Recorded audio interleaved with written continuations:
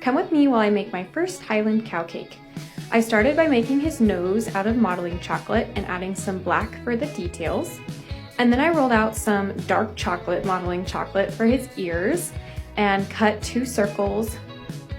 And then I shaped each to just make it a little more ear shaped.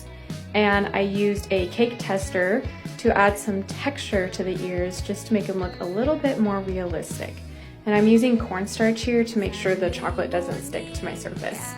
Then I weighed out 2 balls of modeling chocolate to make his horns, and I just shaped them into a tapered cone shape and curved them a little bit, and here's all the details. Then I used a fondant extruder to roll out some modeling chocolate noodles, and I cut each of these noodles into shorter sections, which I tapered to make his little hairs. The extruder definitely saved me a lot of time, but it still took forever. Then I started adding all of the details to the cake. I used toothpicks to hold in the nose and the 2 horns, just because they were a little bit heavier than the rest of the details. And then I used some piping gel to add the ears to the horns.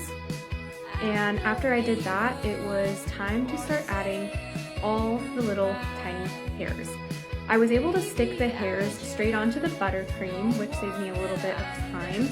But then if I wanted to stack a hair on top of another hair, I used piping gel just to help it stick. I tried to alternate 3 different colors of hairs just to make it look a little bit more realistic and varied.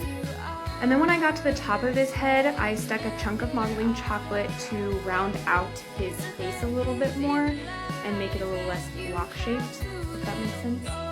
And then I added just a few extra pieces on the top to look kind of like bangs, I guess, like you see in the Highland cow pictures.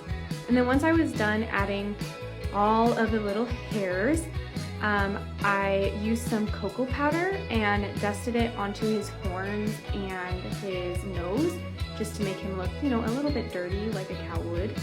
And then he was finished. What do you think?